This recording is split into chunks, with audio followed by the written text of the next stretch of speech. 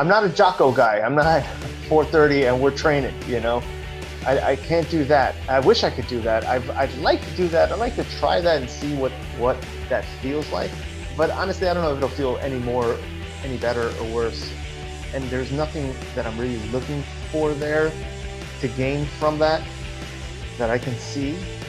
You know, maybe there's things that I'll realize if I try it. But for me, if I have a window of creativity better at one time of the day than the other, then I will definitely take advantage of that.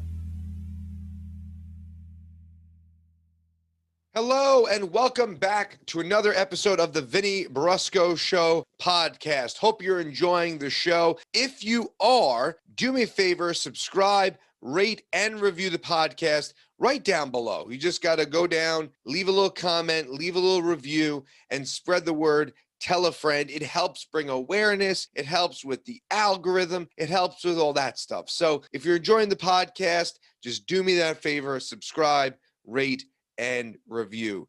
Thank you so much. This week's episode, I'm joined by my good friend, Oni Perez. Oni is a husband. He is a adventurer. He travels a lot. He is a jiu-jitsu practitioner, and he is also a stand-up comic. I've known Oni for, I don't know, maybe 10 years now. He was one of the comics who was on the Laughs and Draft show that we did a long time ago. And Oni and I have stayed in touch throughout the years, always supporting each other on each other's journey, whether it be with jiu-jitsu or just life in general. And he was one of the factors for me when it came to starting Brazilian jiu-jitsu. It was him and Timmy Knapp, who we talk about in this podcast. But I reached out to both of them individually and said, why jiu-jitsu? Why Brazilian jiu-jitsu? And they both were obsessed with it and still are. And they were like, just do it, man. Just do it and you'll see. And I did it and I've been pretty obsessed with it ever since. So it was really awesome to catch up with Oni. Like I said, we've been supporting each other throughout this entire journey of life and we continue to. So it was just rad to catch up with my good friend Oni Perez. So I hope you enjoy episode number 428 with Oni Perez. Enjoy. Yo, what's up, guys? This is Oni Perez on the Vinny Brusco Show. I'm inside the shed with Vinny right now. I'm standing behind him. He has no idea. I'm about to sink in a rear naked choke. For those of you who don't know what that is, look it up on YouTube. I'm going to put him to sleep in 5, 4, 3. He's out. And here we go. What's up, dude? Bro? Man, it's been crazy, right? Last time I saw you, it was you, me, and Timmy, and we were in Brooklyn, rolling, and that was like an amazing day. Wasn't that, man? That was one of those days that I go back to every now and then when I think about Brooklyn, because as you know, I'm living in Los Angeles now. Yeah. Yeah, that's one of those days I'll go back to and think about that basement, because I used to live. You knew this, right? I lived around the corner. To be a jiu-jitsu practitioner and live around the corner from your academy. Like I'm an exit away and I'm like, that's pretty goddamn close. You basically live there. Like it was around, like you could have spit on it. I would record it every now and then. It was a 30-second walk, 32-second walk. I'd come, and it was great because, New York gets shitty weather sometimes, plenty of shitty weather. And on snow days, and my teacher was like, he was like, we're not closing. I don't care what it is. We don't close. Even on holidays, we rolled in the morning. Open mat, 1 hour. Snow days, doesn't matter. Unless the MTA shuts down and we can't be on the roads because it was illegal, right. I will be there. Right. And he was way further than me. I was like, I'll be there too, man. If he can make that commitment, you live around the corner. Yeah. You sure as hell can make that commitment. There was it was a cool neighborhood, man. And there was a lot of artists, and we had a lot of people that just lived around us. There was like, I was close. There was a guy towards the end of the block. There was, 2 streets down, more people. It was one of these. You wouldn't think that Brooklyn neighborhood jiu-jitsu would be a thing, People get this image of Brooklyn being, but it was a lot of artists. So we had the neighborhood in there. Yeah. There was no one from outside filling in this shit. When I went, it was packed. Like it was, Master Sky, shout out Master Sky in Brooklyn. It was packed. It was like a packed academy. It was amazing. Like, and that day, That was pretty early on. I was a white belt. Yeah, I was a white belt at that point. And Man, like that was just like one of those days, like you said, you think back, like that was a fucking, I mean, it was jujitsu, barbecue, and then Man, I just went to get some good barbecue. we got some killer barbecue, and then we were just moseying around Brooklyn and looking for like espresso and desserts, like gentlemen, the three of us. Yeah, it is. It's what I imagine all of the Gracies do all Right. day. You know, they go the morning class, they roll for about an hour, and then they go get breakfast in that same fashion. Lunch. This is all they do. They just eat and train jujitsu, It sounds and then like you can have all the fucking calories and carbs you want. yeah, it's a Fill it up. perfect existence. It's been almost that life for me, except for the jujitsu part Yes. here for this last year of quarantine. Yeah. You were like a really deciding factor for me when I decided to take Brazilian Jiu-Jitsu. Oh, really? Because my dad is a Japanese Jiu-Jitsu Shihan. Right. And one of his students came in, they were like, you should take Brazilian Jiu-Jitsu, Brazilian Jiu-Jitsu, Brazilian Jiu-Jitsu. And then I messaged you and I was like, hey man, I'm thinking about taking Brazilian Jiu-Jitsu. And you were like, fuck yeah, do it. It's addicting as shit. And I was like, okay. And then I didn't realize that it literally is addicting as fuck. You know, thank God. Thank God it's addicting. Because I wouldn't do it. I wouldn't. Tried all kinds of things, man. I've tried, gyms and trying to do CrossFits or trying to do a kettlebell regiment or try to even work hands with people and nothing got me to really obsess over training until I discovered this crazy shit. Yeah. And I've done the CrossFit thing. I loved CrossFit. It definitely served me. And it's crazy how I was in. You brought that in. I remember that. I was in CrossFit shape, right? And yes. The first time I started running around the mat with a gi on, I was like, oh, this is a different type of being in shape. Like, this is completely different. And then all of a sudden you get to the ground, you're like, oh, this is completely different than being in like CrossFit shape and gym shape. This is a completely different thing.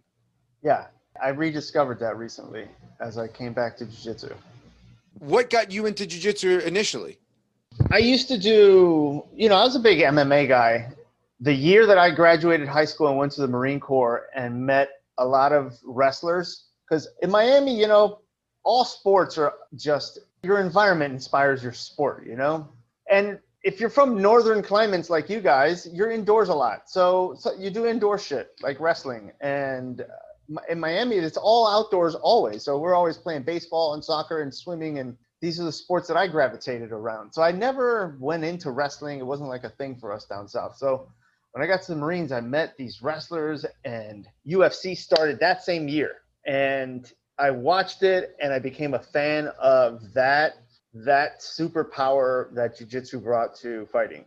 That small guy beats the big guy thing. And so I followed the UFC forever. And I never got into jiu-jitsu because I was a dad, and financially I couldn't get into it. Didn't have or think you don't have the time. Yeah. Because once you get obsessed, you find the time. So when I was, I get into stand-up comedy and I start living a stand-up comic's life, man. I'm on the road. We're eating a lot. We're drinking a lot. We're doing a lot of drugs, and it's not good, and I'm not healthy. And then I get to New York, and it's like that times 1,000. I thought the road was crazy. Man, New York City it's 24 hours. So you finish sets and your pizza and everything. And I was just starting to get really unhealthy, man. And I knew that I wanted to try jiu-jitsu because I was doing that podcast with Lewis. I don't know if you remember the Hammer Fisting podcast. Yeah. So we had a lot of jiu-jitsu people come in and talk to us, and I was a fan of the sport. I wanted to be better educated in talking the fight game and have a better understanding because I was on that podcast for like color, I was humor. I knew enough to have plenty of information to give as facts, but I was there for the funny because I couldn't break down a fight for you and tell you who I thought was going to win because of certain strategies that person brought to the fight. So I wanted to get better at that. And so I wanted to do jiu-jitsu. And so it was just culminating. I needed to get healthy. I needed to start to take exercise serious. I wanted to learn jiu-jitsu. At the time, the person I was living with, she was looking to go to a gym. And as everything comes together for you, I was living in Astoria. We find a gym where upstairs, renting out a small space, is a Brazilian Jiu-Jitsu school. her and I just both were able to do this thing. And I joined, and you didn't go to that one. That was in Astoria. Traditional Brazilian Jiu-Jitsu, all gi for the most part. I don't think I remember them doing no gi, all gi, but I loved it. I loved it from the moment I got on the mats. I loved it. What happens with Jiu-Jitsu is it immediately you start to learn. You start to immediately learn it, and you immediately start to see the advantage and skill set and how it plays out into a grappling match. So it was an immediate obsession at that point. And from there, it's been 7 years. Yeah, jiu-jitsu is weird in regards to like it will instantly build your confidence, right? Like you could still Right. be under the umbrella of like a white belt and like be a 3 or 4 stripe white belt, and you can walk into most scenarios and be like, I can handle myself right now. Like if things went down, I Sure. feel comfortable. You feel like at some points you even feel like a monster. You're like, dude, nobody in here knows what I know. And you're a 4-stripe white belt. You know, it's funny. I'm going, I took 1 year and 2 months off through the pandemic. You did a lot. You got married. You did a lot. I got married, but I also discovered other sports that I hadn't done. California affords you year-round great weather. So I've cycling and hiking, long hikes, hard hikes. And I've also got a small gym now in my garage where I throw kettlebells around and do some just heavy weights. You know, and it's like you said earlier, that's what I'm saying, I rediscovered it. When I got back to training, it was like, oh my God, it felt like I haven't been doing anything. Right. I can do 30 miles on my bike, and I couldn't do 5 minutes in a round without just being totally gassed. So I'm going against like 4-stripe white belts right now. This is like my 3rd week back in jiu-jitsu. Yeah, a 4-stripe white belt, man. Especially with a little size on them, like you walking around with CrossFit size and strength, for real, it's a problem. Yeah. It quickly becomes one. Like I think I actually just started doing trail runs for God only knows whatever reason. And I was driving on the highway and there's like a trail to the right of me. I was like, oh, that looks like a pretty sweet trail to run. And I was like, I'm going to go for it. And I did it. And I was like, oh, I get it now. Like I understood instantly why trail running is like, it's like, I hate running. I don't put me on a treadmill. I'm not running through the city. It's not happening. But a trail run, I did another one today after training. I was like, I'm gonna go on a trail run. So I ran for an hour on a trail. And Holy shit. Again, it's like this different type of fitness. It's like, yes, I could do the jiu-jitsu and I could, I'll go a few rounds and I'll be exhausted. And then a trail run's like this whole nother thing where I'm like, holy shit, like my hips are hurting, my feet hurt. I'm like, this is a totally different type of adjustment to your body. And I think and I think cycling's probably very similar. I think the draw for me in the trail running and the jiu-jitsu is like, it's this endless rabbit hole. Like you could, in theory, run forever, right? In theory, you can roll forever. Right. Like there is no end. There is no, and it's what I imagine going a lot of hours playing chess feels like, where you're constantly solving problems. You're constantly being set up with a challenge, no matter who it is, no matter who you roll against. Even if you roll with a small female, there is a new challenge where you can't just drop weights. You got to figure out how to flow differently with them. And it creates a new set of circumstances, a new set of problems. And, I do hikes, which I don't run them because I'm old and the hips are hurting. So I'm not going to get in there and run them. But, I'll do the hikes. I'll go high up, good elevations. And it's the same thing. You're just constantly, I think that's what draws me into hiking as well. There's so many different problems to solve as you're going there. So trail running that's got to be exhausting after training. How do you do that? I don't know. Honestly, I literally thought it. I do these things to myself. And I know. I follow you on Instagram. I see the challenges. And I'm like, you're saying I inspired you. You inspire me. I'm like, fuck, I got to get my Vinny shit together today. I say these things in my head. And then I'm like, well, now I have to see if I could. I don't know when it happened. I think it's when I became like very uncomfortable with being uncomfortable. And like going in internally and kind of going down that rabbit hole. Where now I say these things in my mind, and now I have to like prove to myself that I could do that. Like I was like, I wonder, like I was doing like a Murph workout, and I was like, I wonder if I could do weighted double unders. I was like, well, now you're gonna try. And I was like, God damn it, why'd I even say that to myself? So today was like, hey, I wonder if I can go on a trail run after jiu-jitsu. And I was like, God damn it, why'd I say that? And I fucking, I don't know you gotta why. go do it. So what do you mean when you were uncomfortable being uncomfortable? I got comfortable being uncomfortable. Got it. All right. So once you started jiu-jitsu, you're saying is what motivated that or brought that in with you? Because I feel like that's a real big thing you learn in jiu-jitsu, which is being very comfortable in uncomfortable situations and breathing your way through that and finding, just peace in there so you can start to strategize and figure things out.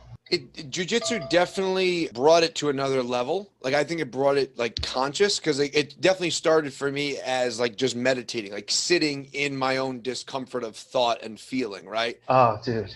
And then Yeah.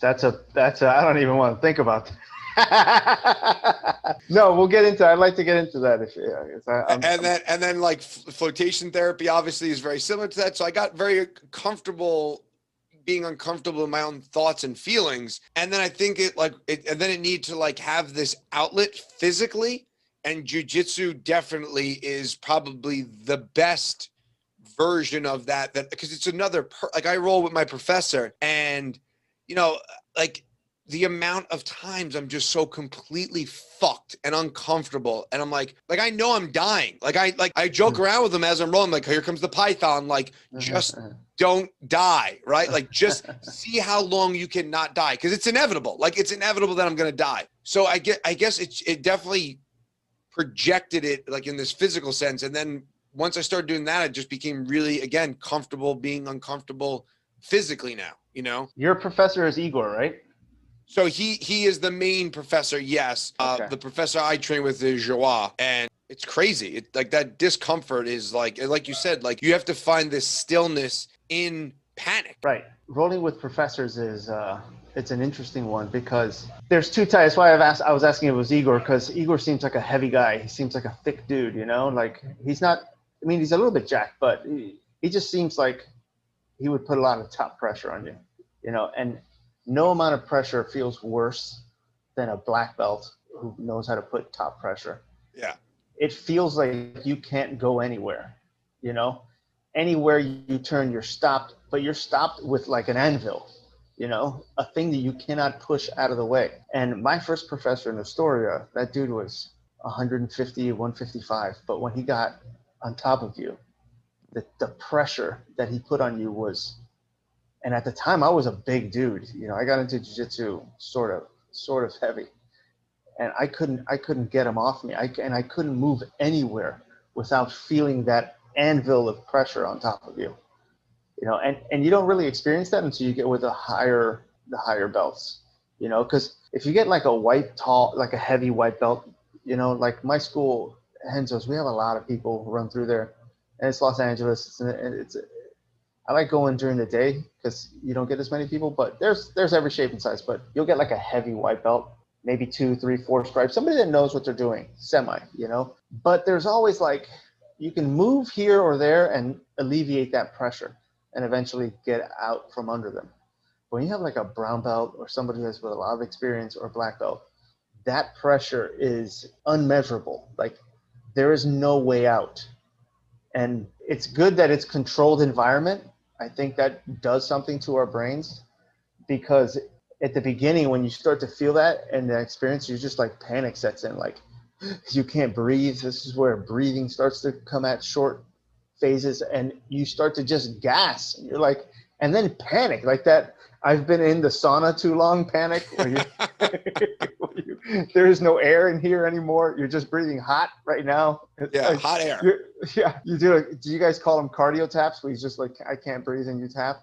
No cardio taps. Oh, good. Yeah. I always get to, like, where my mind goes when I'm rolling with my professor is like, I'm always amazed, and it's mastery. Like simply mastery, but the ability to dial in at the different frequencies of belt, right? Like, you know, I'll roll with him and it's just like he'll tune it down to a high level blue, and then he'll turn it up to a purple, and then it's like, oh, we're going black belt here. And like the ability to just do that and not only just do that, but like do that in a scenario with another human being. You don't know what they're doing.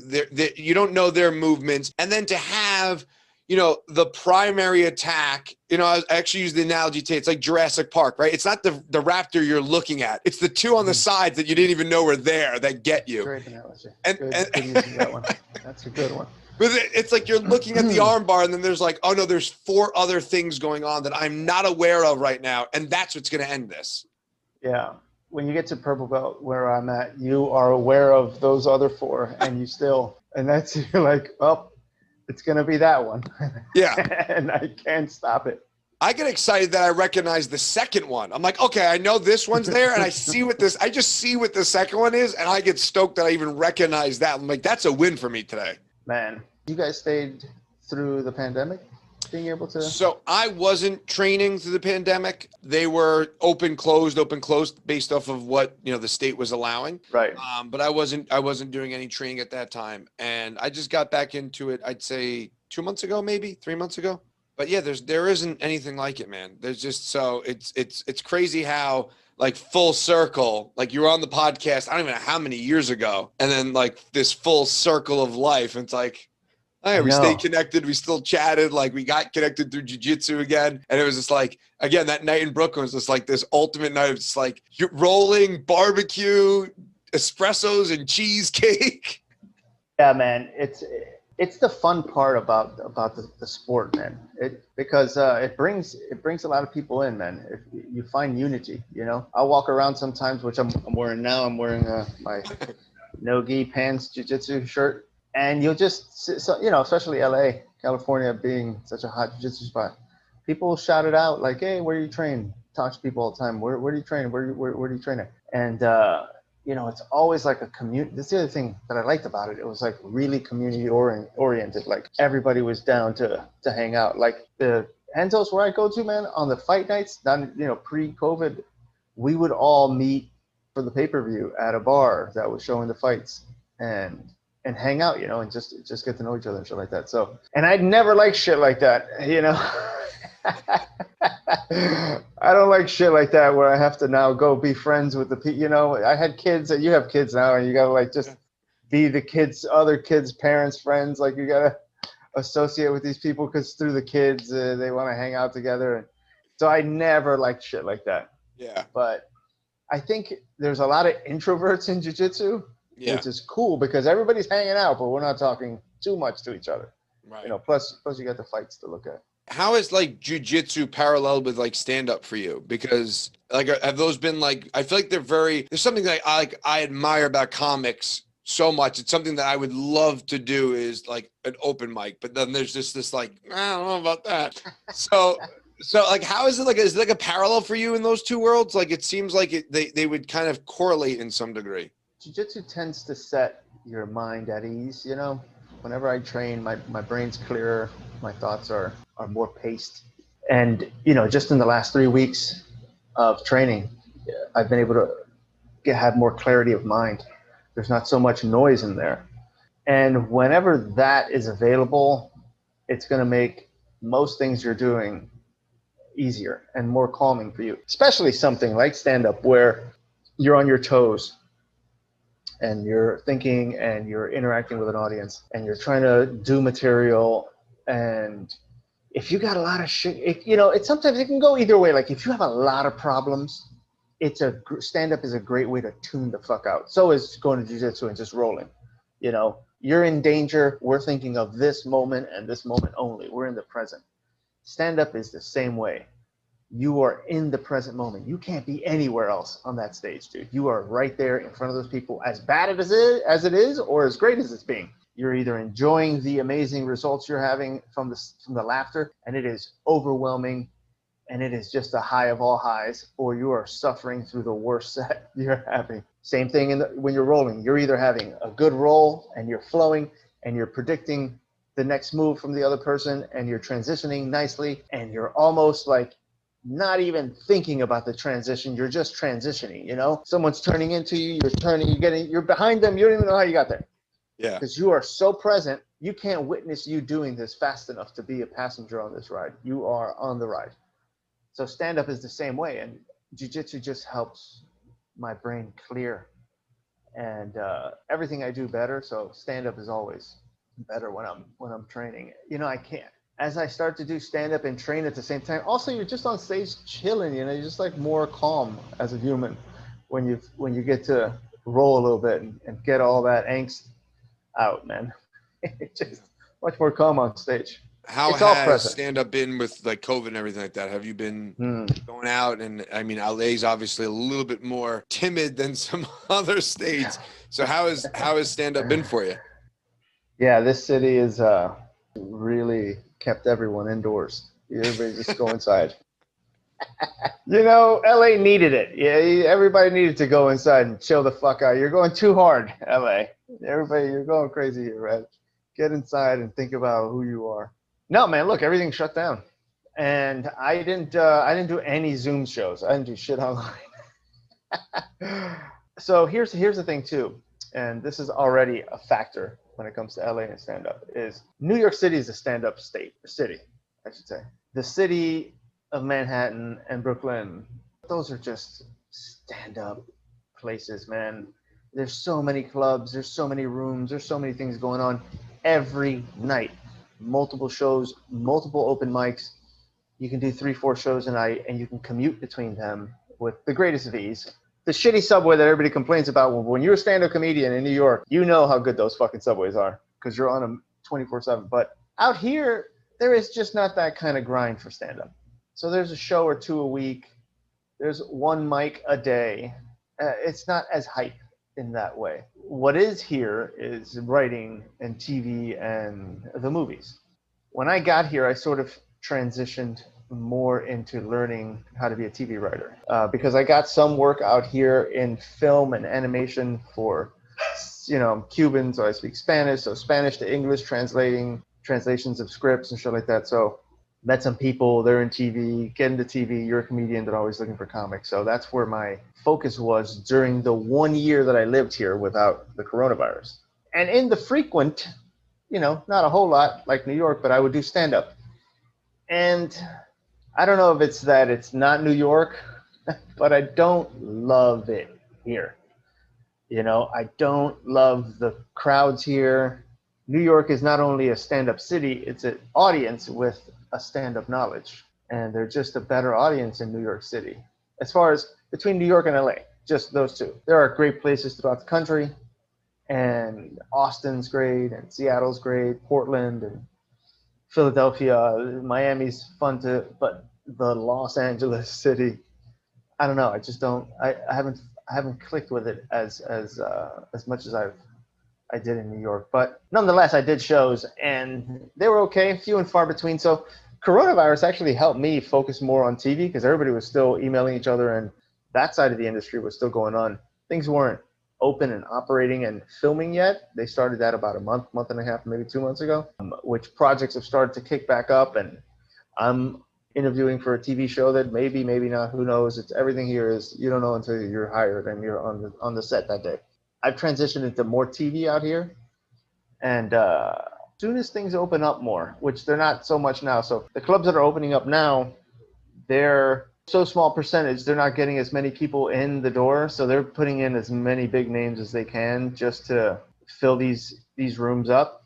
So once things open back up into normal, then I'll get back on the stage out there. But I've done a few shows so far, and man, they've been great. People just want to be out right now. So the shows have been dope, man. Yeah, there's definitely yearning amongst people. Like there's just like this energetic feeling of like I just need to like and for me it's been like the opposite. I'm like I don't want to go out in public anymore. Like I have this I have this total fear of being out in public. Like I never had it before, and now I'm like, oh, I'm in Target and there's too many people. We gotta get the fuck out of here. Like I can't deal with this right now. Really, you're having reassimilating a little bit because I honestly I've been in the stay-at-home dad role for this year. So I've been really like at home with the kids, pick up, drop off and all and that role. So like getting back out into like the real world and like interacting with people that aren't like, and it's not like I'm afraid of getting sick or anything like that. Like it's not that. It's just like the interpersonal relationship with people. It's just like, especially crowds. Like if I'm out and they're like, like we were in Target. And like the line was ridiculous. And I was like, all right, we gotta go. I was like, and my wife's like, are you okay? I was like, we gotta go. And we left and we got to the elevator. And of course, my daughter, 6 years old, just looks up and goes, that was a waste of time. And I was like, I just got down on like baseball coach style, like both hands and both knees. I looked her in her eye. I was like, can you please just stop right now? Like she just knew what button to press. Like, I was like, all right. Oh, that's beautiful. Yeah, isn't it? Yeah, that's great, dude. You're like, hey, look, I'm having a hard time right now getting back into this shit. Can everyone just chill out? No, I haven't experienced it yet. My wife is saying the same thing. She's like having not a hard time, but is aware of the fact that there are now more people around us, and there are more and more people coming around us, and that we were already crowded. We used to be very crowded before, wherever you went. This year was like, at first everybody was like, oh fuck, when are we going to be able to get out? And now as we're starting to go out, it's like, everybody, let's just go back in. Let's just do that again. One more year. Just give it one more year of everyone inside again and see how we feel. See if it's any better. Yeah. Hey, look, that was 1 year. Let's try that one more time. Let's run that back. Let's run that back. Yeah. I almost feel that way. I almost feel like I can get another shot of coronavirus that 1 year. Like, oh man, I did a lot, but now I want to come back in with like, when you tell yourself like, oh, I would like to go back to when I was in my 20s, but knowing everything I know now. Right. Like, I wish I could restart coronavirus knowing everything I know now. I went to the bank, it was last week, and obviously the no mask, if you're vaccinated, all that jazz. And I went to the bank, and there was a woman, and she turned around, she had no mask on. Now I'm not like a super mask person. You want to get vaccinated, you don't, whatever. I'm not, whatever. And I was literally taken aback by it. I was like, wait a minute, wait, what? And I was like, oh shit, that's right. Like we don't like. You know what I mean? Like it was weird. Again, like a weird, like this reacclimation into society. It's like, it was a very weird moment. Like I wasn't angry about it. It wasn't like, put on your mask or anything like that. But like, it took me a minute. I was like, oh shit, that's right. Like we don't have to have it on. My wife was saying that. I was like, we should remember that. Because it's very likely, I mean, I don't know. Maybe we're going to get a virus every year that puts us into a panic or a pandemic. But in all likelihood, this was it for 100 years of a pandemic. Potentially, right. If history says. So this is like, we'll never have this feeling again of like having been masked and now unmasking, and the feeling of seeing us go back into stores. Because you're right. I notice a lot of new things now, like going inside of a restaurant now. Now we're indoors again and sitting back down inside. I mean, I was driving around. I was like, fuck, I'm going to go eat. I was like, it's hot. I don't want to fucking sit outside. And I was like, oh, no, wait, we can go back inside. And that was just like a moment in time that is never going to happen again. We'll never say we can go back inside again, or wear masks at the grocery stores. Like how long, in 5 years, will we even remember all that stuff? Will that just be a blip? How much do we remember from 5 years ago? I know it wasn't like a pandemic 5 years ago, because that's kind of memorable, but you tend to remember pandemics, global pandemics. They tend to stick in your memory. But 5 years from now, are we really, are you going to be like opening a drawer and see a mask and go, oh shit, remember this thing? Okay, I'm going to say goodbye to my bandanas. I love fucking wearing those things. In the beginning, I was wearing bandanas. I was like, I'm just fucking wearing bandanas. This is the way to go, no question. When else? And tell me, every time you were in your car, like every time I was in the car about to go, whatever store I was going to, Stop and Shop, the bank especially, I would tie that bandana around my face and I was like, I'm going to go rob this fucking place. Like, it truly felt like a heist, right? Like you're getting ready to heist up. My hat's on, hoodie when it was cold, bandana up, my sunglasses. You don't know who the fuck I am. yeah, it was great. And I thought to myself, if you're gonna I literally was like just tying it up. I was like, this is it was movie-esque. Like I was like, I felt so in like a Guy Ritchie movie. It really truly felt movie-esque. You're right. It felt like movie. It felt like we were, many a time I felt like I was watching this shit happen, you know, like I was a spectator, like I'd be at the grocery store and see two people interacting with masks. And man, I remember like the early days of this thing where people were gloved up and mask and face shield, and you're in line outside of the store, rows of people. I remember this dude in front of me, he was like, he didn't even want to touch himself. He was just out there, hands out with gloves on, waiting to go in. And I'm watching this like, what? This is so surreal, man. It's so like, this is for real. Like forget Hollywood, forget all of the social structures that we've created. CEOs or, you know, Elon Musk, billionaires. Fuck that. Everyone is outside Whole Foods in a line with a mask on and gloves, waiting to walk inside to buy food. Doesn't matter who the fuck you are anymore. You know? We're all in this shit together for real. Like it broke all of that. You know, you have to like imagine.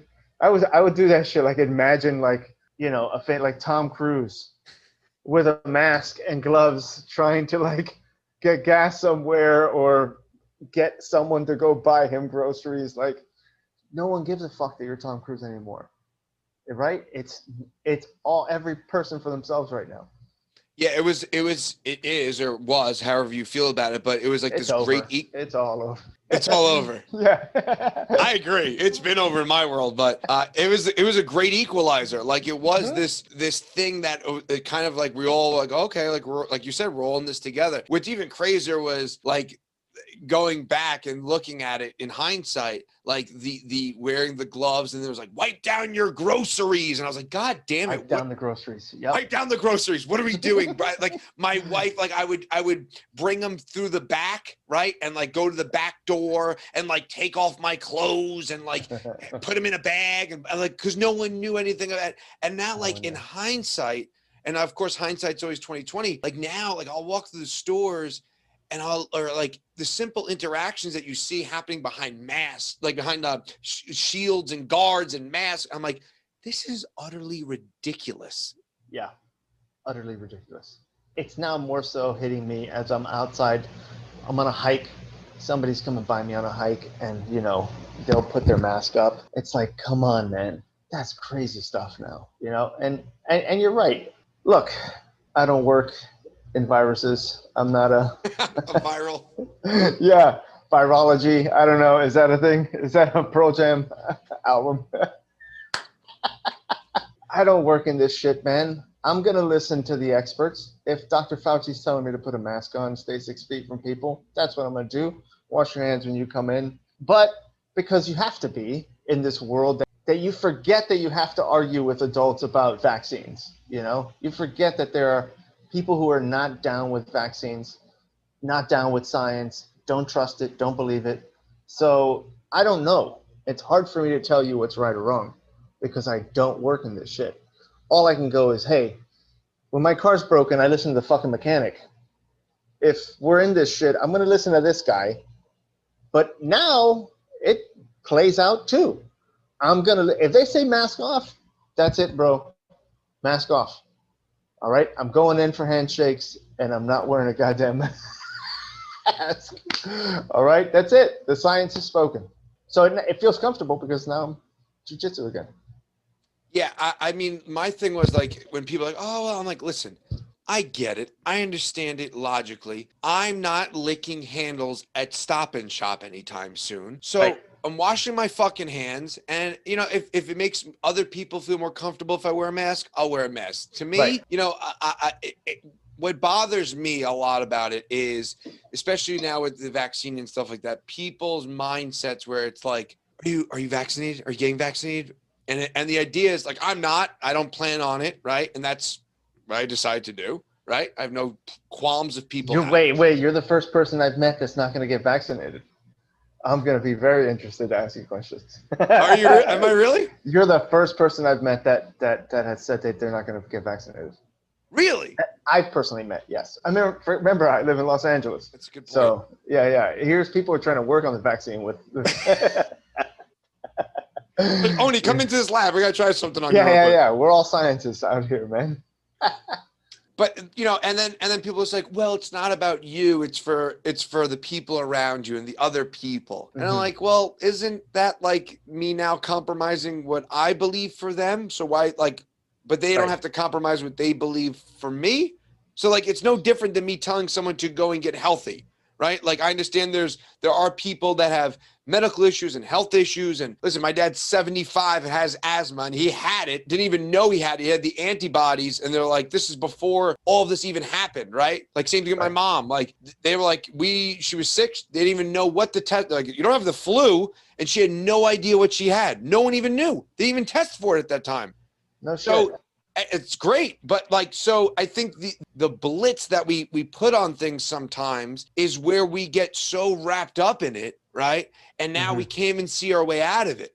We're like this, I don't want to say this ignorant bliss to it, but having an ignorant bliss to it almost serves more like yes, I understand we're going to learn more as things evolve and as things change. Yes, more data, beautiful. But I think there's also this panic that people automatically feel and try to put that energy onto others around them by saying like, you're not getting vaccinated, you're not doing that, you're not doing this. Oh no.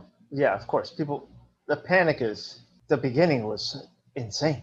The panic in the beginning was, it's over. Society's over, you know? The panic in the beginning was one that gave me pause. Like you're saying, I'll wash my hands, I'll wear the mask, I'll stay 6 feet apart from everybody.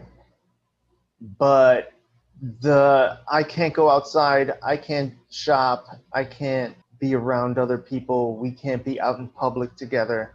That's when I was like, this feels like, and then as with everything, it took on a political agenda where now this area, this state, this geographical location agrees that it's this way, and this one's doing it this way, and this one's that way. And then it got almost like the laws were being created to just to spite the other guy. Oh, we'll really lock down.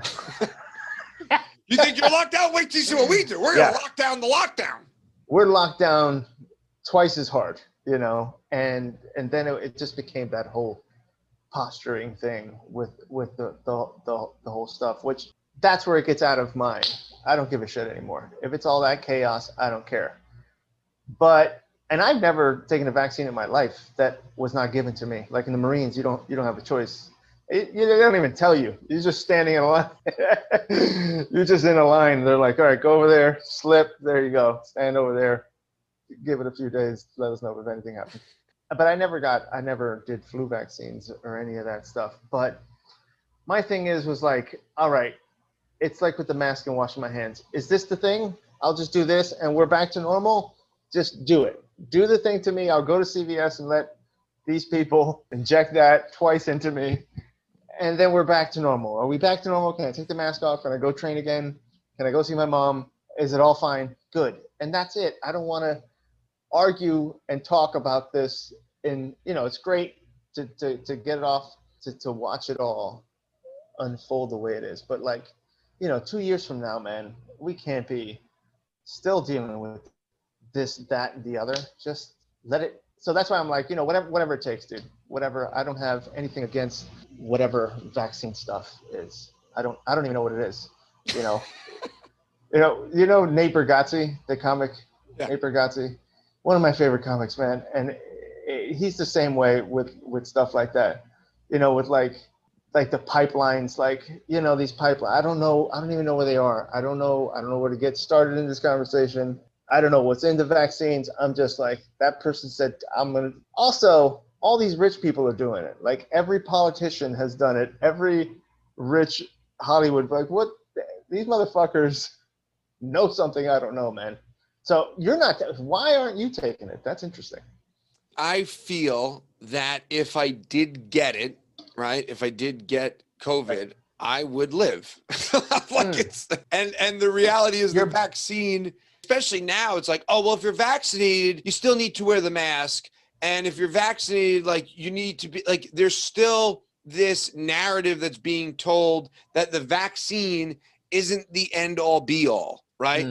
And not that I'm like, yeah, I'm not taking the vaccine, man. Like, I'm not going down that road. I've had the flu 2 out of the last 4 years. And like, I look at it as like my penance to the world. I'm like, all right, this is my cross to carry. Like, This is every year your cross to bear. Like, right. All right, I'll take this flu on for society. That's right. So I'm just like, this is all right. It is what it is. Like, I'm building my body's antibodies and an immune system to combat these things. You're banking on you'll get the virus, and you haven't had it yet. I haven't. No.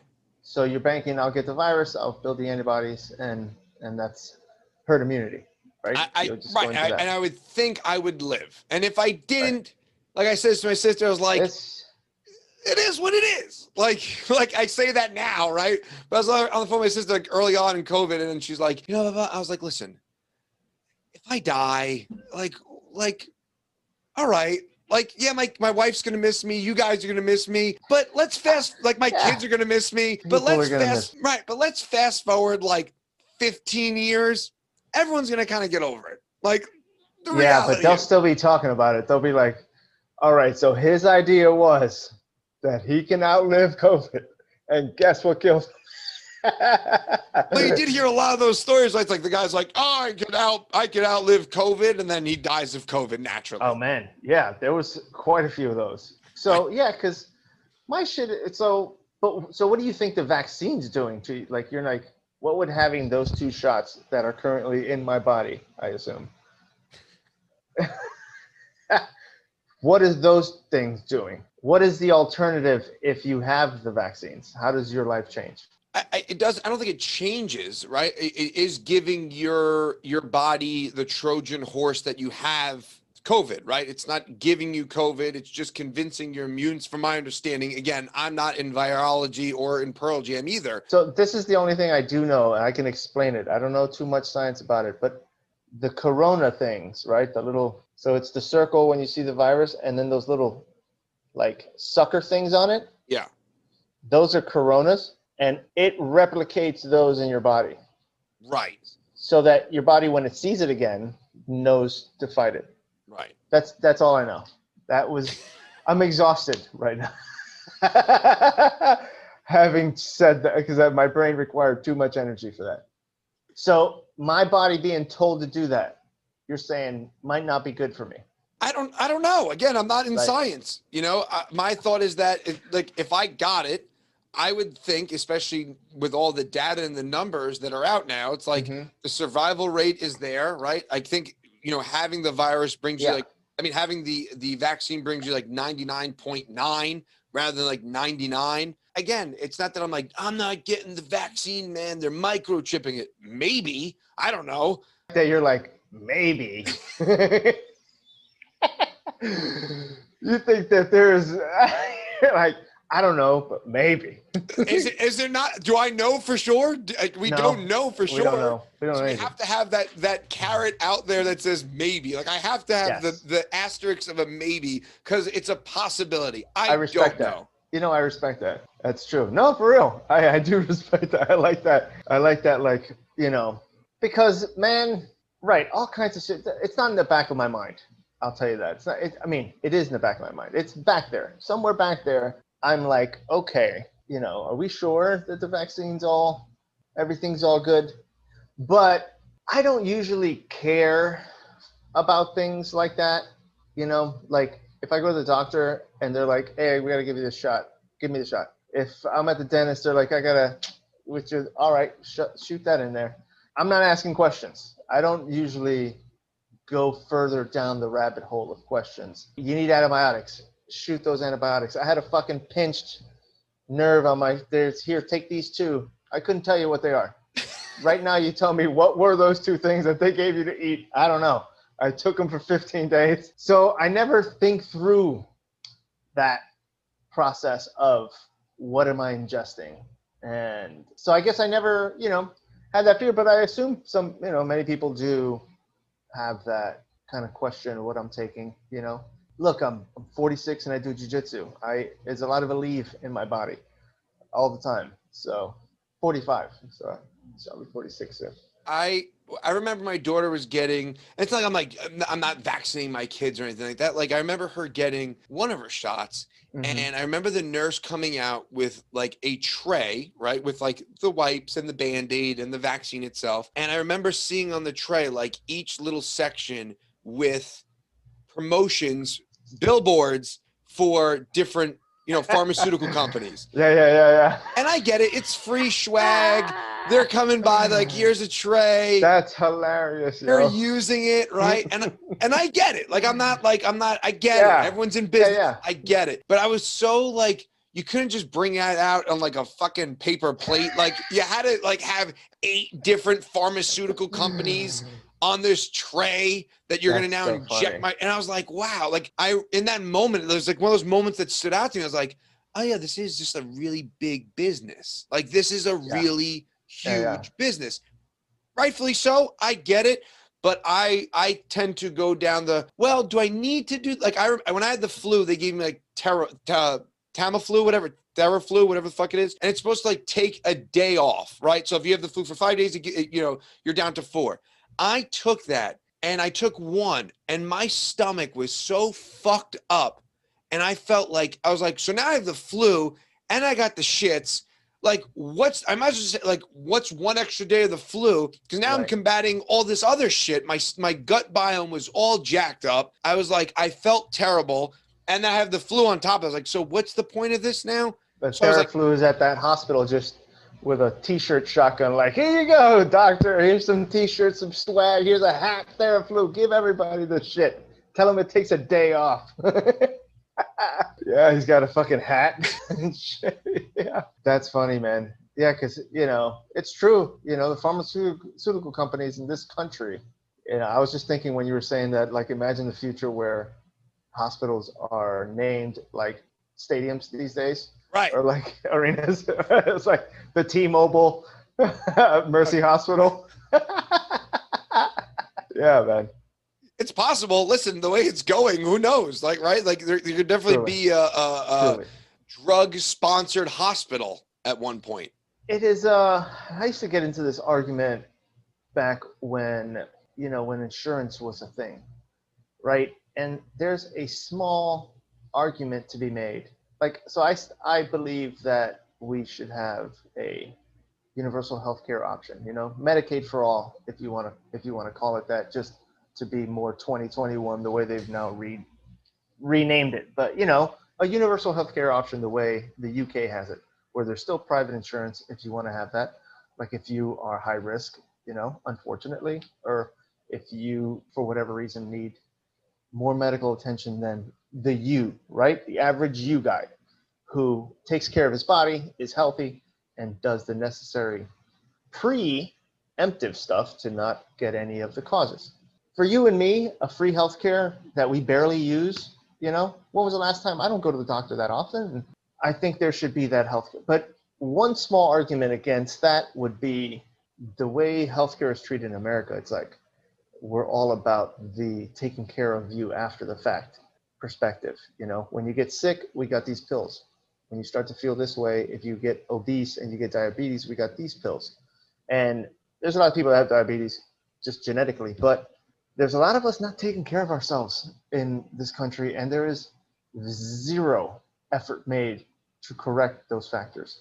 There is no, obviously, shit like this sometimes takes more government, which I don't want either, but regulations on fast food companies and the amount of advertising and the amount of area they get to cover You know, in some towns, it's all they have is fast food. I got a buddy of mine right now. He's in his early 30s, 32, 33. He's taking fucking lipo something for his blood because he works at Lowe's in Florida and takes, when he goes to break or when he goes anywhere, it's fast food all the way around. And his sodium is like, he's had all the sodium a 32-year-old is allowed. If he has had the sodium of a lifetime in 32 years. Right. Just so you can't have all of that system of just destroying the human body and then give away healthcare, because it's like, dude, I'm giving away. I'm not gonna make enough money here. You are going to need too much from me as a society. You know, if society was 40% healthier, then the necessity of such a heavy burden on the healthcare system starts to go away. So I agree with your point of managing my body to be able to fight off all this other shit that comes at us, you know? Yeah, I mean, for me, it's a full chi system, right? It's a full, like, you know, it's not just managing your body; it's about managing your mind, managing all these different parts of you and bringing them all into like an energetic fluid system in order to be operating on full cylinders and all cylinders, right? You know, you could, you know, like it's like when you start training jujitsu, right? All of a sudden, like, yeah, there's like a part of you that's like, I just want to go crush a burger or a full pie of pizza, right? But then there's this other like voice in your head that's like, no, go have like an acai bowl, or go have like those granola balls that you guys had over there, or go have like a rotisserie chicken, because like you want to fuel the machine like Right. optimally, right? You want to Right. optimize the machine the best that you can. And I think it boils down to like optimizing your mind, optimizing your spirit, if you believe in that shit, optimizing in, and I do, and I say shit because I do believe in it, but optimizing your body, like, and creating, and I understand that's not easy for everybody, right? It's not easy to fucking go and step into a jiu-jitsu academy. It's not easy to sit and meditate. It's not easy to make the harder choice and saying, fuck, I really want to eat this thing, but I'm not going to do it because it's, you know, the long-term better version or best version of me doesn't serve me the best way that I can. And I think if we were a shift, that's the cultural shift that needs to happen. Yes, there's a dietary thing that needs to happen. I agree with you, but I think it's about radical accountability with yourself, you know, and it is about like, that's why meditation and flotation therapy has been such a huge modality for me, because it's made me had to sit with myself and made me had to kind of have those conversations with myself that otherwise are very uncomfortable, and we distract ourselves with TV and shit tons of other things, and we don't go inward, right? So when you start to go inward, you all of a sudden you want the outside world to be reflective of your inner harmony, if that makes sense. Yes, it's so hard to do. You know, I think that's another real thing that happened to me when I started training jiu-jitsu, because I don't know if you know, when I started training jiu-jitsu, for whatever reason, I took 10 months off of doing stand-up. And at that time, it just felt like I didn't want to be in that world that was so toxic in that way, you know? Not that the world is toxic, but the way I ran through that world was toxic, you know? Because you start to go, well, I'm going to go train Saturday morning at 10 a.m. Now, yeah, I can go hit up this after the show at 10. I can go to this other hangout spot to have a couple more drinks there, and then go to the diner and have whatever the fuck to eat, and get home at 3 in the morning, crash, get up and run and go to the gym. But I'm going to have a bad day. It's not going to be good. You know, all the progress I made is going to fall back, and I'm just not going to be at my optimal training potential, learning potential, and effectiveness as I'm training. As you start to get better too, when you become a blue belt, they have this responsibility. If you take your training seriously and if you respect your gym, you have a responsibility as a blue belt of your gym to be good and to represent what that belt means and what training jiu-jitsu means. You know, you can't smell like alcohol at 10 a.m. and, be careening down, just trying to throw up. And so you make the choice. I won't go do that. I won't go. And it became such a, I won't go do that, where I just took 10 months off and didn't put myself in that world, went to sleep early, ate healthy. And it wasn't immediate too. It wasn't immediate. It was like after about 3 or 4 months that I started to really get serious at jiu-jitsu and really see the big picture, the way you're putting it, where the thing these black belts have that you start to see around you, these higher belts, is just a completely different mindset as to the one it's a all around. I am concerned with my body as an engine, as a machine. I am worried about what I put into it. I make sure I'm putting healthy things into it. I give it plenty of rest. And when I train it, I train hard so that I can get better at it. There is no way to do that if you're not functioning well. Not, you can be 16 and do that, and 18 and go have McDonald's and go train jiu-jitsu. But as you start to get older, you're going to want to take more of a concern with what it is you're fueling the body with. And look, it's where people place themselves in society. If you have a job where that doesn't require nothing physical from you, which a lot of people don't, and you don't put yourself in these physical situations, and yeah, maybe you go to the gym after work and you get on the treadmill for a little while and you lift some dumbbells a little bit and whatever, you do some low impact stuff. You can get away with it. How many people at the gym you see that are just out of shape, but you don't see too many purple and brown belts in jiu-jitsu that are out of shape. You see big guys, you see heavy people, you see big people, that body shapes and sizes will vary.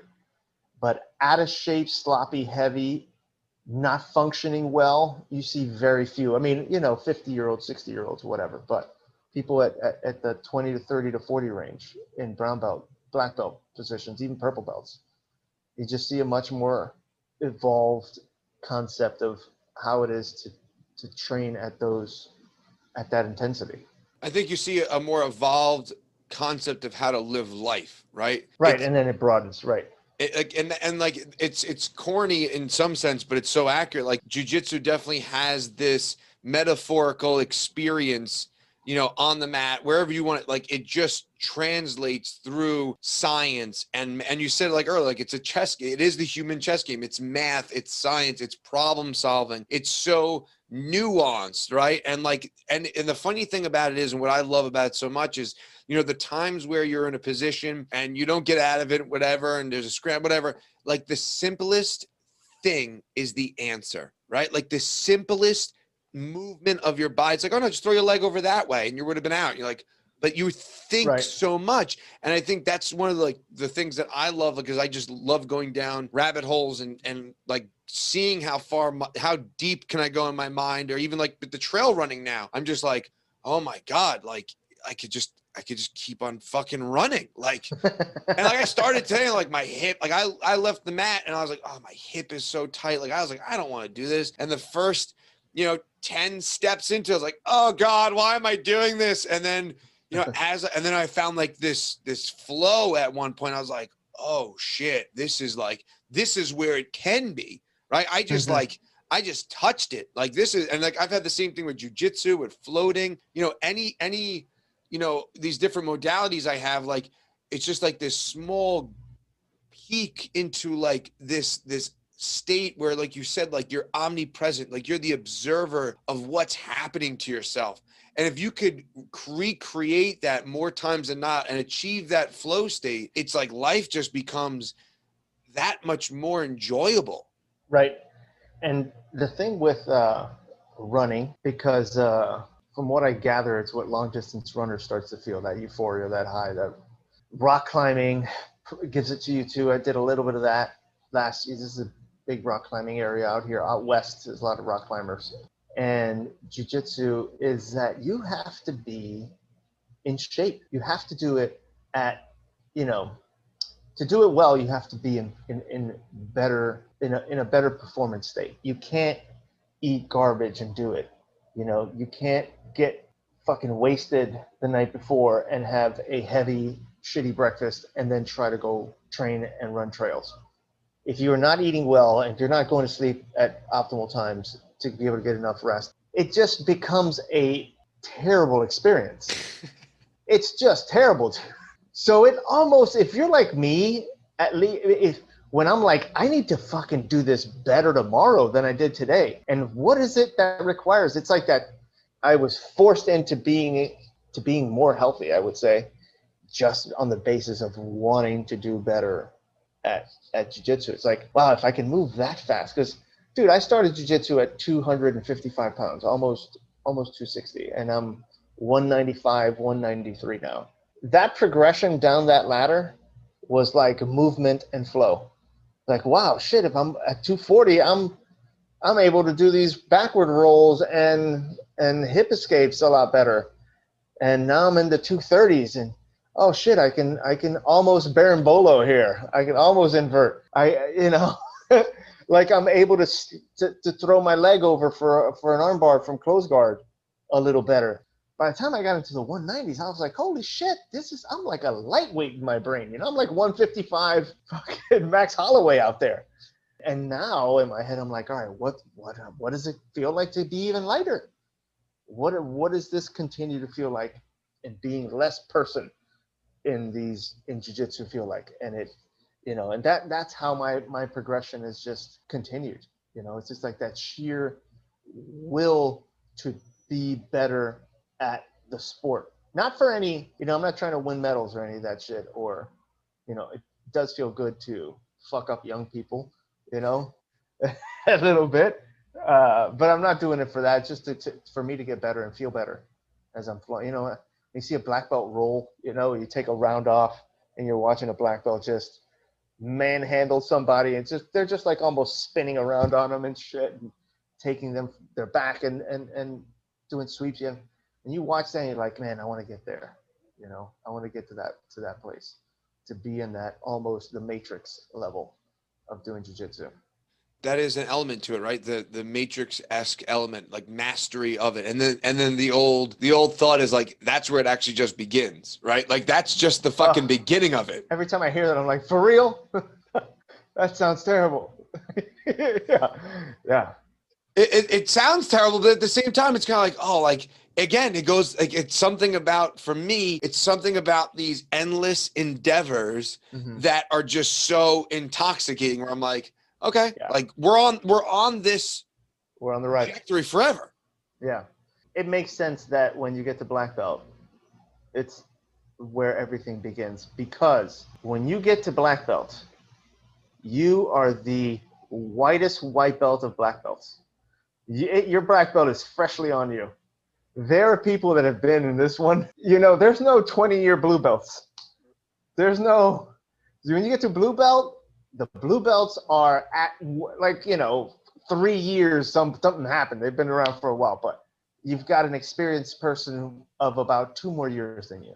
And every belt should be about that, barring any weird life things that the person's moved around a lot. Sometimes you see a military guy that's had a blue belt for fucking 5-6 years, but you roll with them and you're like, okay, they're like a mid purple belt. But you get to black belt, there's 15 years with this thing, with the black belt. You roll with that. Who is that? So you've got this fresh black belt, and then 4-stripe 20-year black belt comes around doing shit. Imagine being a white belt and seeing somebody that's doing jiu-jitsu for 20 years. And the difference between, not a white belt, let's say the difference between a blue belt and somebody who's been doing jiu-jitsu for 20 years. That's the gap that happens when you get to black belt with someone who's been a black belt for 20 years. So imagine that. It's insane. And it's also now like, and it's kind of to the point you said earlier, it's like you see the Matrix now, like you see the chessboard differently, right? Like you've seen, and that's the other part about it. Like you haven't seen it all. Like you haven't seen all of the chessboard or all the ways it could play out, but you've seen the chessboard so many times in so many different ways that you now see the Matrix for what it is. And now you can maneuver in that world like in slow motion in a different cadence. And there's I guess, like, it's to your point, there's this re-humbling of yourself when you get to that level, because like you said, there's no 20-year blue belts, right? Like, and that's the white belt to blue belt and up the ranks. Like you just keep on getting humbled and humbled and humbled and humbled and humbled. And then you get to that point and you're like, okay, I've reached the top of the mountain. It's like, no, motherfucker. Like now you really get humbled because now Right. you're at a different level. You're with gurus. You're with people at another level at this shit, which is it's the beauty of the sport. It's I just like everyone says, I just wish I had been younger so that I would have had a longer time in the Matrix. There's a dude that trains with us, and I haven't seen him now after COVID. I don't know what his situation was during COVID. Maybe he moved or whatever. And our school moved, and so that has changed a little bit of who's around. Maybe distance is everything here in Los Angeles. This traffic is so fucking brutal, but luckily it's still close for me. But this guy was like 62 years old, black belt, Taka, older Asian dude, maybe 62, maybe 65, closer to. He used to go hard, man. He was training every day. He would go light, sparring sometimes, but he would also go pretty good. And I was like, man, if I can get there, if I can get to that 62 to 65, still on the mat, still rolling, still flexible, still very, I'm sure parts of his body hurt and he was taking a leave, but,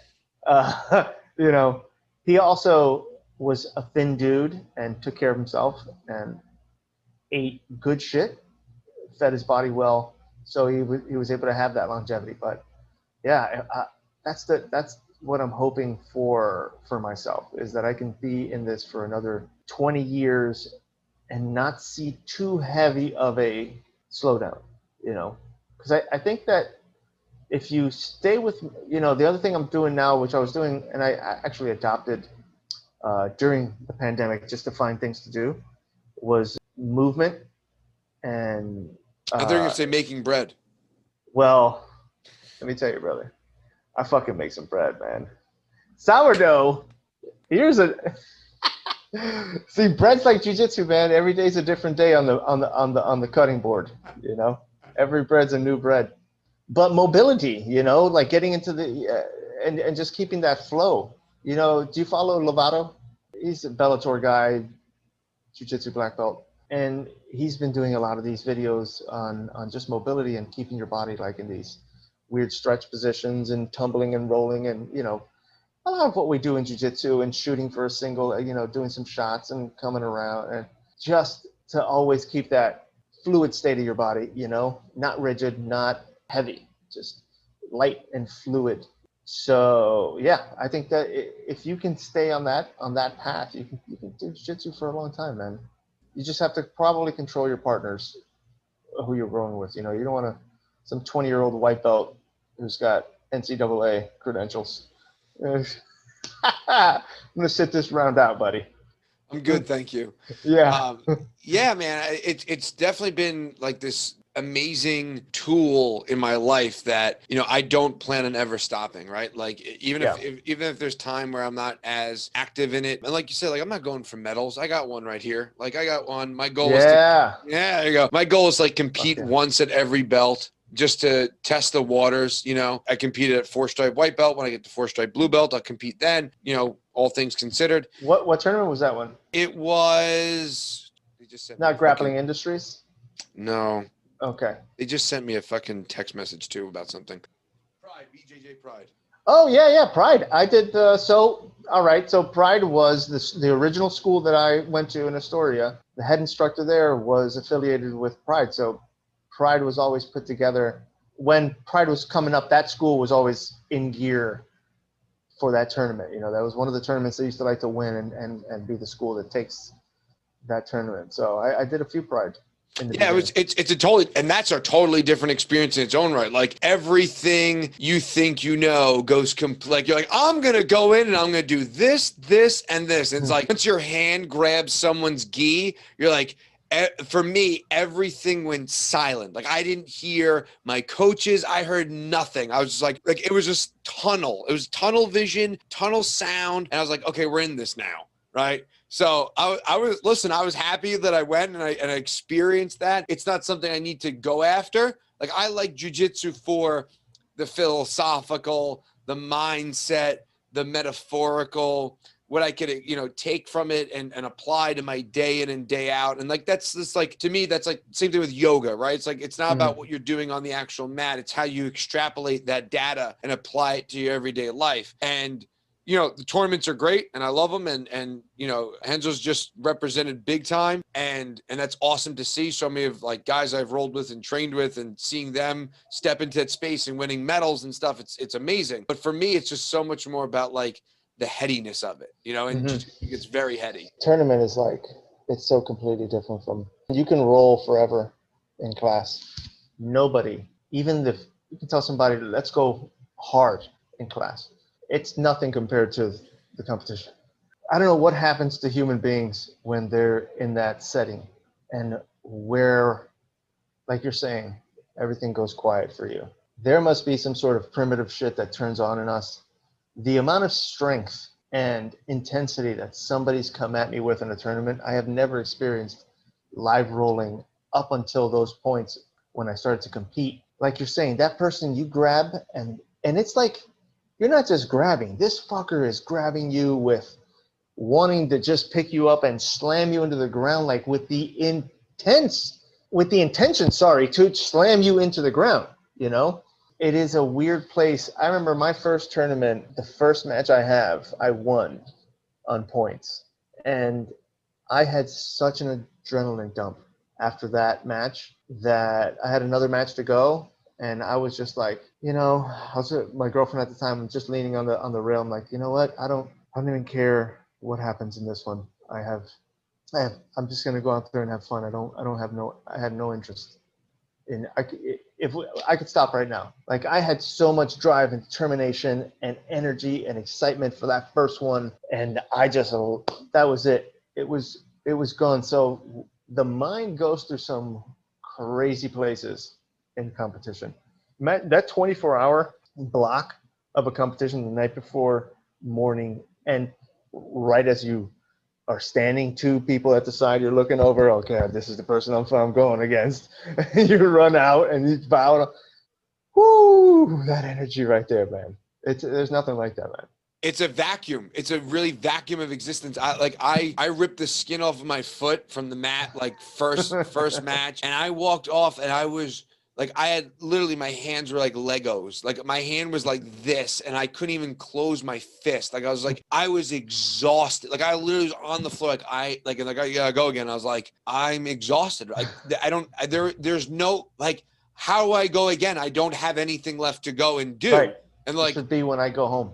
Yeah, like, right. This is like, I need a Gatorade and a bath and like a banana. Like, I'm done right now. And like, well, you got to go. And I was like, I went, you know, I think I lost on points or something, whatever. But I was like, this is fucking madness. Like, it's madness, man. It's madness. And here's the funny thing is, once you start to do a few of these, because the Brooklyn school I was at was a very competition-driven school, and he was a young black belt, and he really wanted to get his name out there. So one of the ways you do is just take your school to a bunch of competitions, just get known.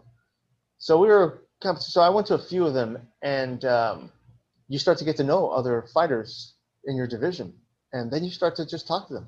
Everybody's experiencing the same thing. Everybody is nerves out of their mind. I think at all levels. I don't think that goes away. I think black belts, same thing. You know, high-level black belts, the guys that you see on flow grappling and all that, right? It's all the same energy of just, what the fuck is going to happen when I go out there? What the hell's going to happen? You know, I'm going to have a fight right now. Controlled as it may be, your body is like, we're about to fight another human. This is bananas, bro. But I know where is that in your brain. This is way back in your primitive monkey mind. I got you, but this is crazy.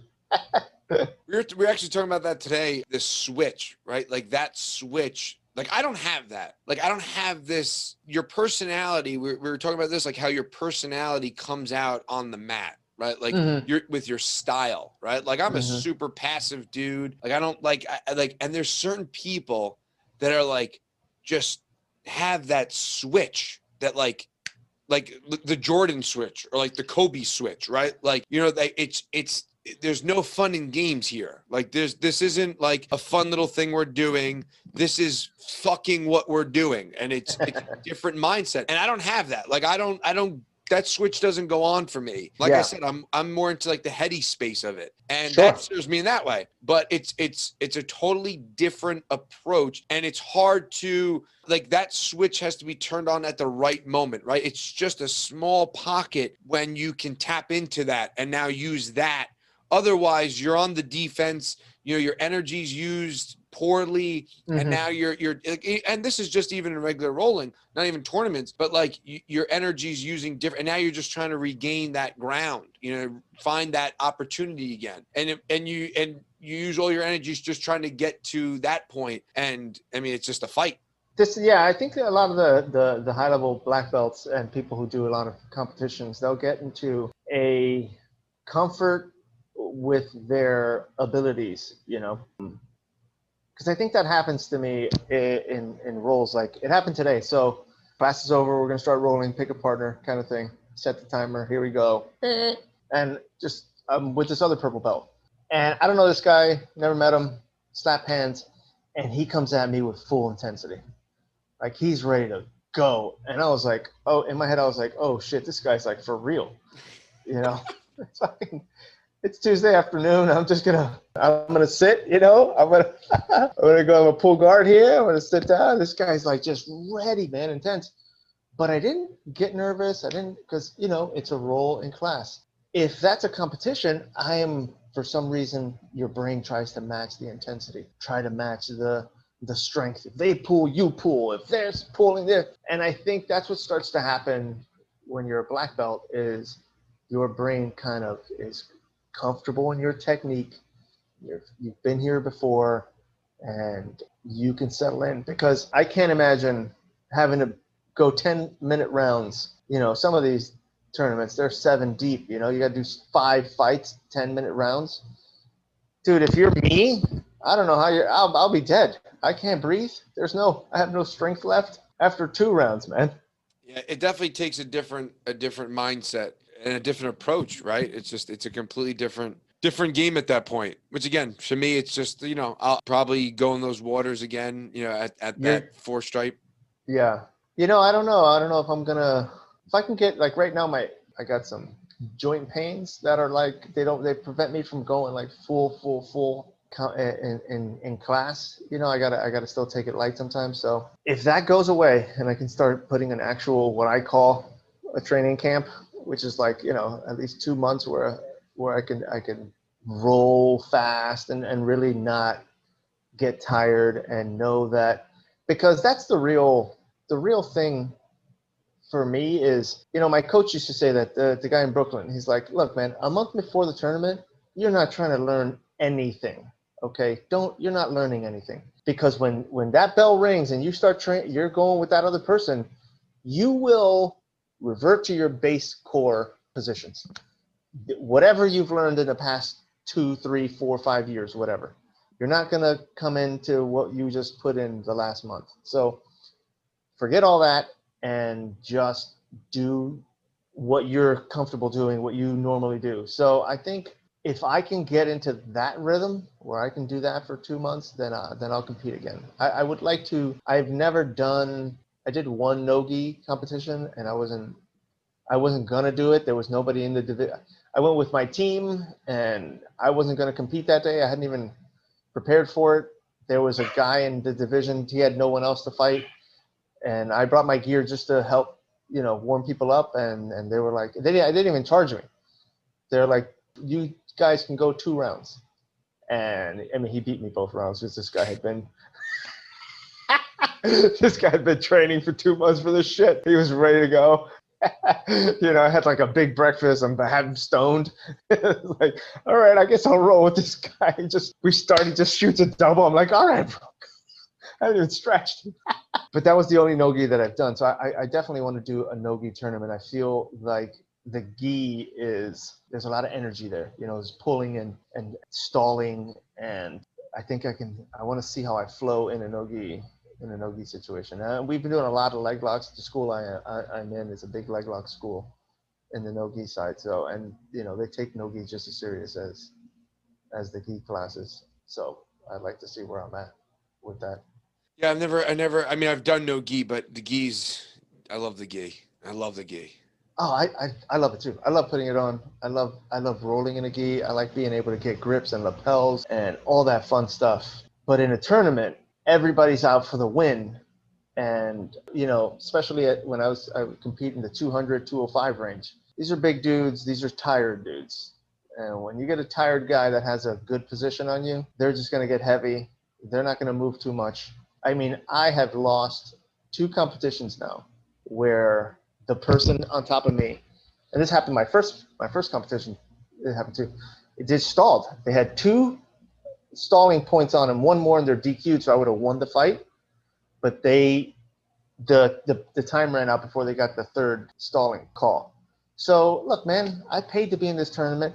I've spent 2 months doing my training camp of not eating fast food, and this is serious, man. I don't want to get in here and roll for 5 minutes and have you stall for 3 of them, because you can grip and grab the gi and hold me. So I feel like they lose that ability in no gi, and I have now the advantage of being a little faster or a little more cardio, and that's what I try to bring to it. So yeah, it happens a lot where the big guys just gassed out a little bit towards the end, and then I can capitalize on that.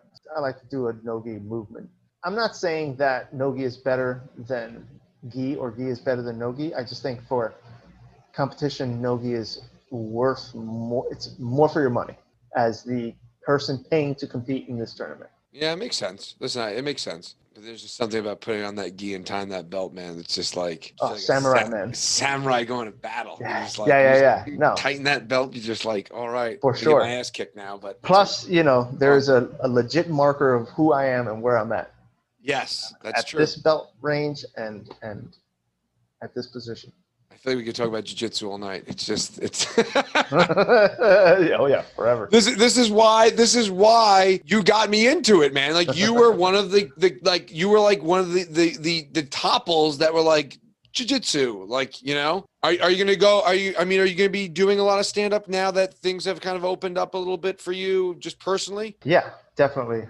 I started to write again, a bunch of new jokes. I did some shows recently here, outdoor venues, 20 minutes on stage. It went great. So I also want to get back over to the East Coast, do some shows out in New York now that we can get back to the clubs over there. I jumped in so gun-ho down here in LA or out here West Coast into writing that, I didn't have time to get back to New York because I'm so working so much in TV. But now that things are open, man, I want to fly back over to the East Coast and do some New York stand-up, which is, I have been itching for that. I miss those clubs, man. It's been 2 years now out here, and there's nothing like a New York comedy club. It's just those basements, man. They're so conducive to the funny. But yeah, I'll be doing some road gigs too, and people can. I have nowhere you can follow me, so get on my Instagram, which is, I've shut down all social media outside of Instagram. I feel like you can get all of the things done. You can post videos, you can post pictures of my show. It's an all-in-one, And then I don't have to be so Facebook. Facebook, it's like, here's the picture, but here's the words I have to say about it. Thank you for this. And Instagram's the other way around, man. Here's the pictures. I'll put a couple words. Hey, guys, I'm performing here. That's it. It's one-stop shop. It's one-stop shop. And plus you get a story. I can do stories, so you can follow me on the road. It's great. Yeah, listen, I'm not a big Facebook guy either. Instagram is definitely more, I think most people lean into Instagram more than anything. It's funny because I left my phone at the academy today before the run. And like, at first I was like, fuck. And then I was like, I was going to run anyway with no phone. What the fuck am I panicked about? Like, who cares? And there was like this sense of just like energetically freeing space where I was like, oh, like there's not this fucking extension of my body that I need to check to get the dopamine hit. Is it ever? My wife and I are going to go to Ecuador for a month. I'm leaving on Monday. Yeah, dude. She works from home. I do work from home too. So we got somebody to sublet our spot for a month. We're going to go to Ecuador. And, she likes to travel a lot. I was never a big traveler, but so she's gotten me into it. And every time we go to these countries, and one of the things that I'm looking forward to, plus I have a jiu-jitsu school in Ecuador that I can just walk to. Perfect. Super dope. I know. And there's Gracie Baja out there. Ecuador's got it going on with that. But one of the things I'm most looking forward to is disconnecting from my phone. Being in a coffee shop and not being able to grab it because they don't have Wi-Fi. you know, it's gonna be the best. It's my favorite, man. That's my favorite thing about going to other countries is fucking phone. Then you get back to the hotel or apartment and you got Wi-Fi. And you're like, oh fuck, how's it been all day? What's Oh going God, I on? need it. I need Yeah. it. Where's the dopamine? It's a fucked up relationship, right? It's a really fucked up space to be in because it's like it's become an extension of people. I mean, it is for me for sure. I try to do my best of not checking it the last, hour of the night or half Oh, that's hour. good. And I try not to check it the first hour of the morning. Oh, really? You got some rules. Yeah, like I that. try. I mean, that's the extent of it. But because usually the first hour of the morning, I'm like with my son. I'm having coffee. Everyone's getting kind of situated. So it definitely, and I feel like energetically, like I've done that in the past, and it feels good. Like it feels good. right to not just be like like first thing in the fucking morning. Oh man, I wish. Try I it. wish. Yeah. What do? You read? Is reading okay? Because I got an iPad and it's what I read on. I do Can no I- technology. I mean, No technology. no technology. Usually like Scroll. half hour. Unroll a scroll. Just read. Half hour. We're going to bed now. I summoned thy wife to court me in the bedroom. Oh shit. So all right, I like that. That's how I wake up my children. I'm like, children, rise for your father. It's tough, man. I like to write in the mornings. I like to wake up like at 5:30 in the morning when it's still dark outside and no one's started yet their day, and there's just this isolating feeling about 5 a.m. in the house where I'll have some coffee, and I do a lot of my writing at that time. Not all of it, but I can get on a run where those 5 a.m. creative sessions are some of the best. I can honestly say it's some of the best work I've done creatively is that 5 a.m. to 7 a.m. hour, 5:30 to 7:30. My wife doesn't get up till like fucking 8 sometimes, so it is. And we don't have any kids, so it's definitely silent, man. We got a dog, which will start fucking around eventually in the morning, but Have you read so quiet, man. the 5 a.m. Club by Robin Sharma? Mm-mm. It's a whole book based around the idea of like waking up at 5 a.m. and why there's actually so I was early in quarantine. I always wake up at because just time wise. And even before that, just with my wife's schedule and stuff, I'd have to wake up earlier than everybody because people had to go to work and kids had to get to school. So I was doing the 4:30 thing. And there's it's called Brahma Hamuta. I'm probably saying that horribly, but there's this philosophical thought behind it that there's this energy to it's an hour and 36 minutes before the sun rises, and it's supposed to be the optimal time for you to meditate or to get into that state of mind because of the way the stars and the energy of the earth and the sun and the moon, and when you're in that space and when the muse calls at 2:33 in the morning and all of a sudden you get out of bed and now you're sitting there there is this inspirational energetic field that you could tap into that's unparalleled to anything else. Oh wow, I got to check this book out because look, I can it was a benefit of when I moved out west because in New York at 7 in the morning you're waking up. That is 4 a.m. out here. So my brain never, especially for the first year, and I never let it adjust. I never let it get used to waking up in West Coast time. I was always letting it roll out in East Coast time. So, and it's been 2.5 years now out here, and the most it's adjusted to is 6 a.m. That's about as late as my brain will go before it's done. Doesn't matter what time I go to sleep. I can go to sleep at midnight, I can go to sleep at 9:30. We're getting up at 6. And if I just kind of tweak that slightly, I'll be up at 5 a.m. But if I get up at 6 now, still, I can get that and the time change too. So I can still get that good creative flow. I don't know. I mean, I'd be curious to read all of the biological stuff that goes on when you wake up that early, but I can attest to one, the creative output, and two, the experience of isolation.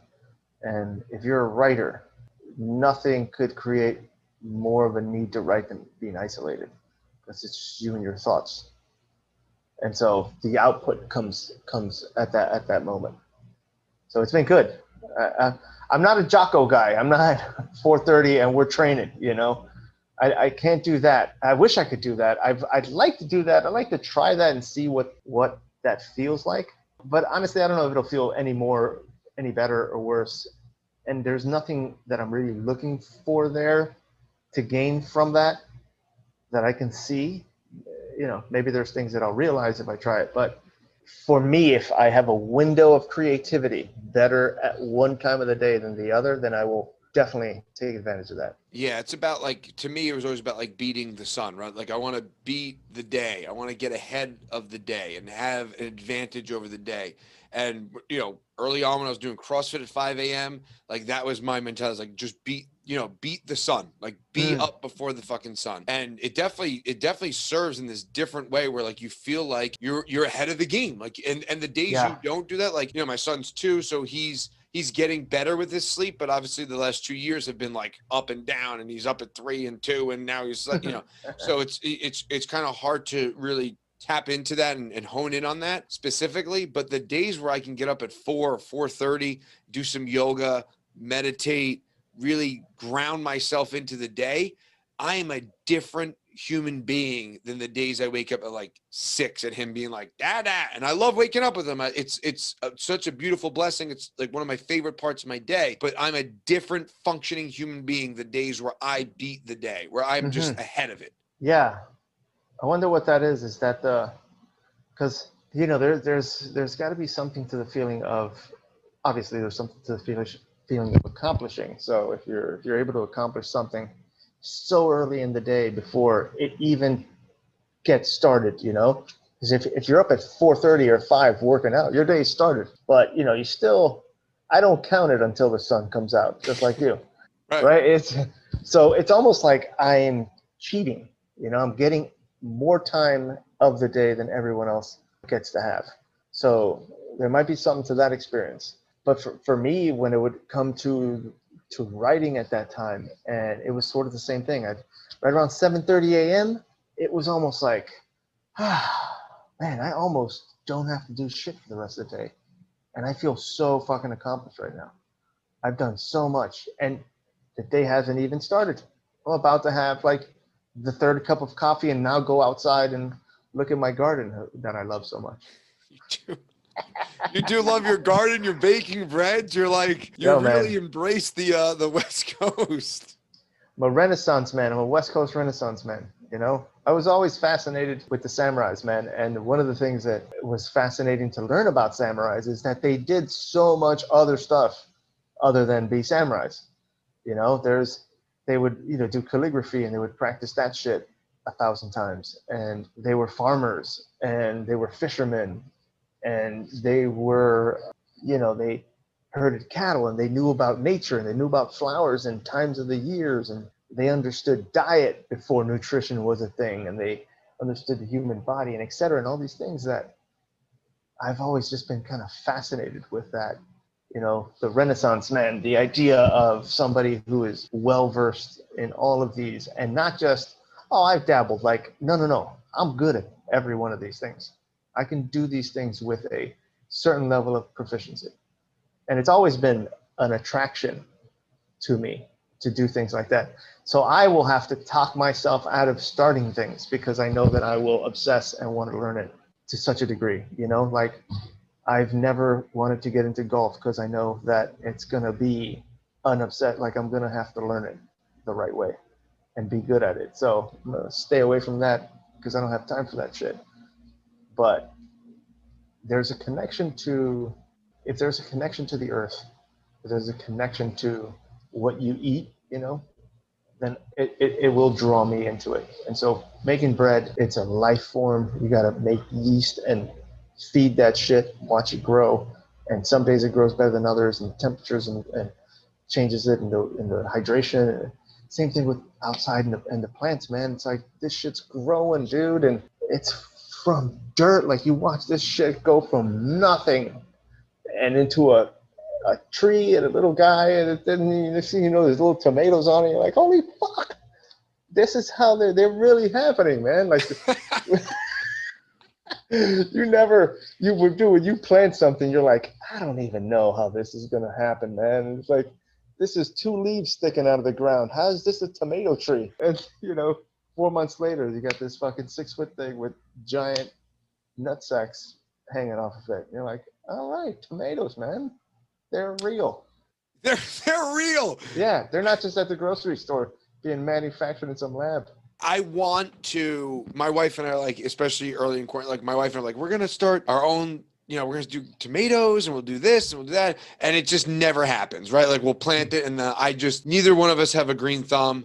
Like, it's just not in our Rolodex, it's not in our mindset. We're not like, oh yeah, like it doesn't come naturally to us. But I totally agree with the idea. And I guess that's the same thing of like the jujitsu, the trail running now, like, these small, like I left trail the minute I started, I was like, let's say doing jiu-jitsu, like, oh, I get this now. Yeah, I see where the passion is. I see where the love is. I see why somebody started an Instagram page about this. And it's been their fucking obsession for the last... Dude, I almost wanted to start a bakery. That's how into this shit I'm... I want to do a jiu-jitsu school from noon and then have night classes, but in the morning, we're baking bread. I love it, man. Like some fresh bread. It's like some sourdough bread with like some butter toasted. Dude. I made one yesterday, jalapeno blue cheese sourdough bread. Fuck you, bro. It's so good. You don't even need a grilled cheese. Just toast that. You're done. So when you come to New York, we're gonna train. We're gonna do this in person. We're gonna bake bread, and we're gonna live it. We're gonna live it up. Dude, I can't wait for that moment. For real. When I go to New York, we are training. I don't know if we're gonna make bread, but we're definitely... We're gonna make bread. We gotta make bread. You're just talking about jalapeno blue cheese fucking sourdough bread, and you're talking about dancing with yeast, and you're gonna tell me we're not gonna make bread? I can't deny you that. You gotta dance with yeast, man. Or bring me some bread. That I can do. Okay. That I can do. I'll settle for fresh bread and tomatoes. Sounds good, brother.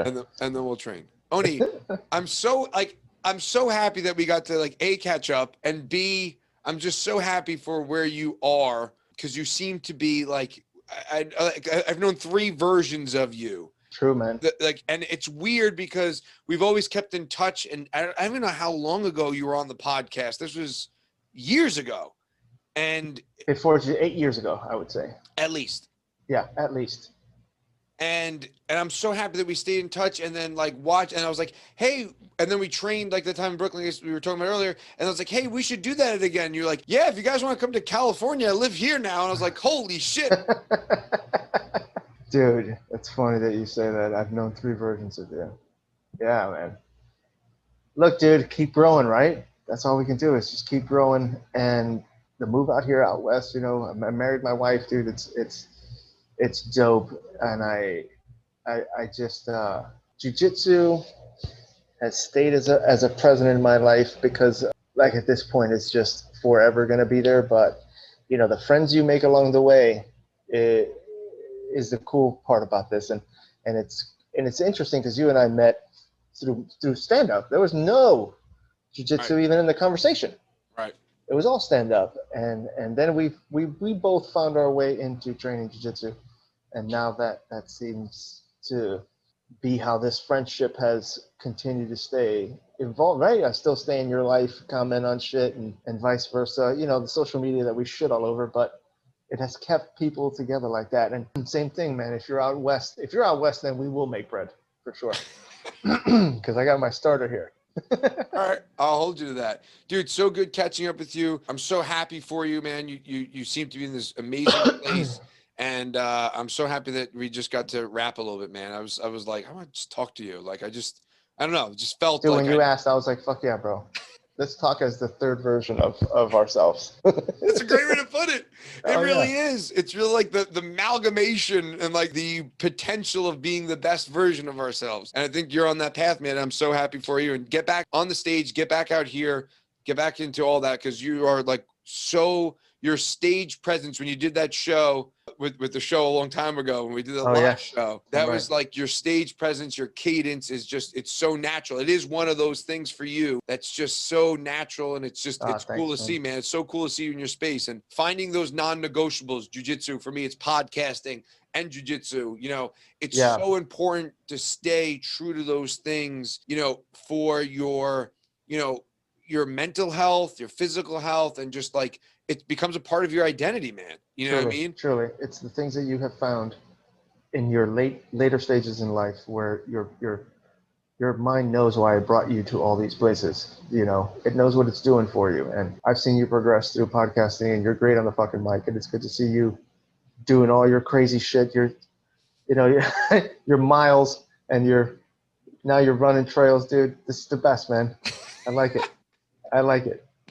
We'll Dude, get on some hills out here too. All right, we'll brother. do it, man. I love you, man. Where can actually people find out more if you're, you know, if you're out and about, you know, where can people connect with you? So on Twitter, Oni Perez is where you'll find my writing work and anything that may be popping off in the TV world. And on Instagram, you can find me doing the baking and the gardening, and of course jiu-jitsu training. And also there you find out about my stand-up shows.